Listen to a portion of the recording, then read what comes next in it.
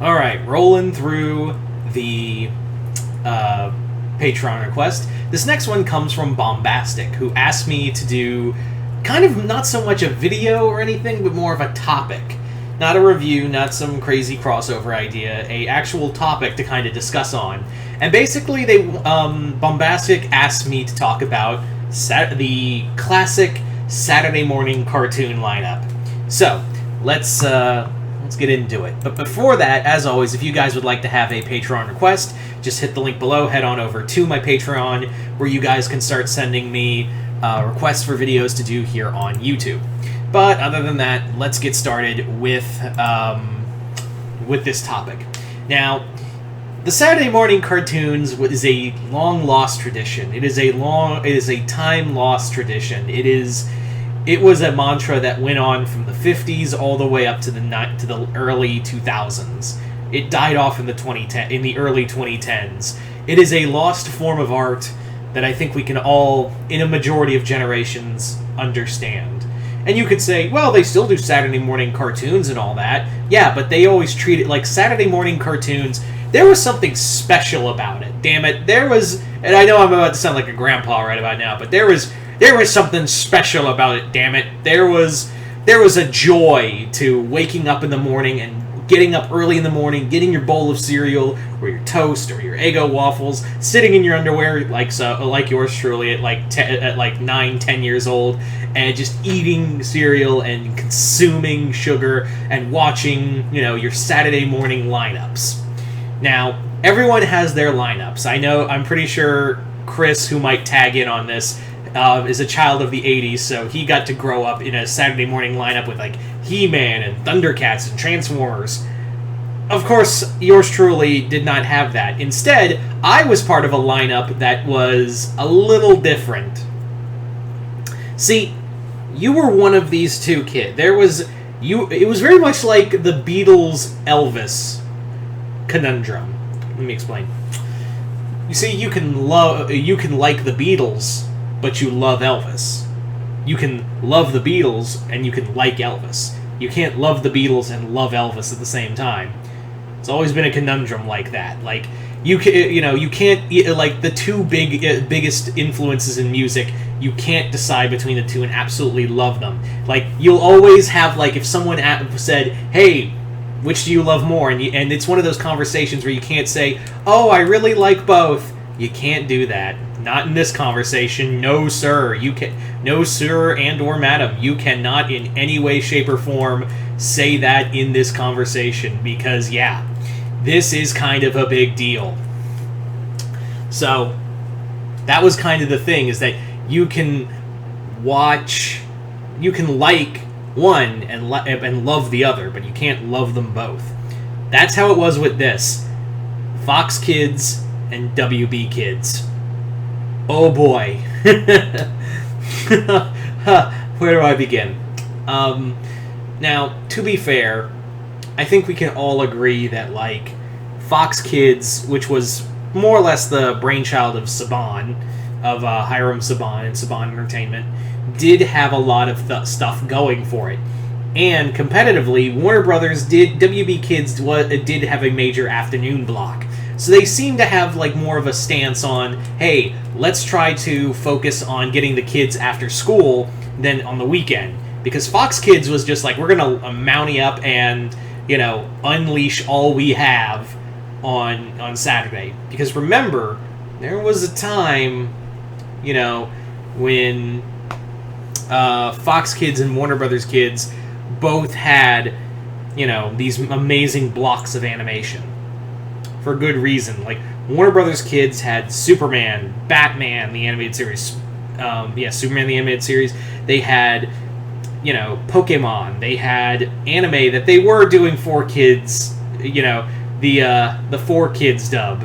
The 4 Kids dub was, it's where we get jelly donuts, people. That's where we get jelly donuts. That's exactly where we get them. And then we have Fox Kids, and Fox Kids had Digimon, Power Rangers, Spider-Man, X-Men, Avengers. You had a ton of shows. Like, it just seemed like whatever Fox did they would do it the same. Like whatever Warner, it seemed like there. And I'll get to the others in a moment. I'll get to the other two competitors in a moment. But it always seemed like Warner Brothers and Fox Kids were always competing the most. Like those were the top two big dogs in Saturday morning cartoons, where they would just be trying to compete with one another. Like they had Pokemon, we got Digimon. They got this, we got that. They got this, we got that. Like it was always escalation. It was like watching as a kid. It's like for a 10-year, like for like a 8 through 10-year-old. It's like watching a Cold War on television.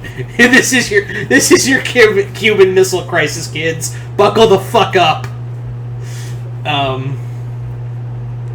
So I think that's the best way to describe it. Where it was very much like who could round in the most. Of course, you can't deny that there were two others in this conversation too. That being Cartoon Network and Disney Channel, Toon Disney to be exact. These guys also had their own, Saturday morning lineups, of course, with Gargoyles, DuckTales, Bonkers, all of these. And Cartoon Network, it was the golden age of Cartoon Network. This is, and not to dissuade, not to diss like Adventure Time or Infinity Train or anything like that. This was the golden age of Cartoon Network. This was after Cartoon Fridays, which I would spend I would stay up at night and watch. Like I would get up and I would stay late and stay up all night and watch all the way to the 10 p.m. mark. And then go to bed. Yeah, 10 p.m. was once late for me. I would then go on to watch, what was it? Saturday morning cartoons the next day, and Cartoon Network always brought its A game on the Saturday morning lineup. Powerpuff Girls. It was usually, to be fair, I think they did get to a point where it was just like, let's do cartoons that we showed on Cartoon Friday and just play them on Saturday, just for extra viewership and also those who didn't get to see it.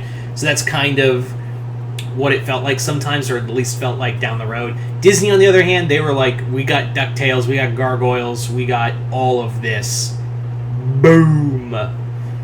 So it was a competitive battle, but cycling back, the big dogs were Warner Brothers, were WB Kids, and Fox Kids. You either liked one and you loved the other. Like I said, it goes back to the Beatles-Elvis conundrum. Once again, it really does go back to that Beatles-Elvis conundrum. And honestly, it was a it was a debate. Like people would have like these straight up debates about. As I remember these in school all the time. Like when I was in elementary school, no one was talking about like trigonometry or what was cooler or anything like that. No, what we talked about was who was watching what on Saturday morning. Like that was one of the major conversations in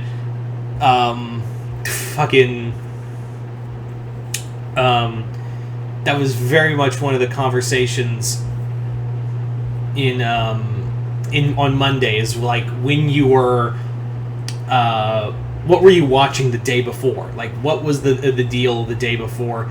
And I mean the 2 days before. Sunday always had reruns, but it was always Saturday. Saturday was the GOAT when it came to that. And it feels like something got taken away from us, right? It really does feel like something's gone. And yeah, you could say like, oh, we're all too old for it and all that, but like, yeah, and that's true. But I'm talking about like a new generation, like the next generation of kids and whatnot. Like Gen Z and their kids need, Saturday morning cartoons, and I feel like we miss that. And I don't know. It just feels like like a childhood. Just like there's your childhood dying right there. Not some new cartoons show up, me not like, me hate. No, it was more like, hey, your fan favorite actors have passed away, and now your cartoon lineup that was a big part of your childhood and inspired you and brought you joy after a week of just slogging through an educational system that is ranked pretty low, globally, but that's neither here nor there. But yeah, that gave you peace for like a good from like 7 a.m. to 11 a.m. sometimes to noon. and you were ready to go for the next 6 hours of the next 6 to 12 hours of your day with just utter joy. So yeah. Now, where did I stand on this? So you're probably getting to like, all right, buddy, all right, Multi, where do you stand on all of this? I will tell you where I stand. I was more of a Fox kid. I'm not dissing Warner Brothers. WB kids. They had Animaniacs, they had Freakazoid, they had all of that, Batman, Superman. But it was just like you saw Power Rangers, then you got X-Men, then you got Spider-Man, then you got some really other out there stuff. You also got Goosebumps. Yeah, Goosebumps, of course. And you also got... Does anyone remember the Knights of Tirnanog? The Mystic Knights of Tirnanog? I feel like that was one of those childhood fever dreams, at least some of us at some point in our lives would have, right? Like, whenever you look... Like, there are so many things from my childhood that I felt like I hallucinated or I imagined I saw. Like, a perfect example, Prehysteria. Those kid movies about the little baby dinosaurs that this family finds, that was from the same people who made Puppet Master, believe it or not. Full Moon. Yeah, it was Full Moon. Yeah. The same studio that gave us Puppet Master gave us Prehysteria, and gave us, 5 movies of Prehysteria? Another one, Cartoon All-Stars to the Rescue. I thought that was made up in my head until one day I found it on YouTube, and I was like, this was real? This was real? And that's the Mystic Knights of Tirnanog was another thing I thought I made up in my head. And I even had the toys, too. The dragons, yeah. Anyway, I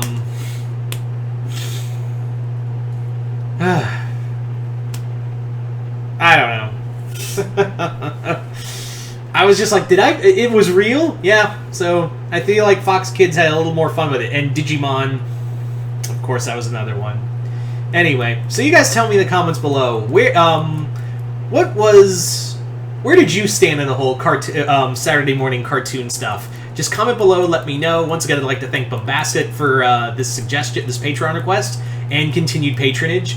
And as always, if you'd like to have a Patreon request done, just hit the link below, head on over to my Patreon. Other than that, hope you all enjoyed this. I'm Mr. Multiverse. I'll see you next time in the Multiverse.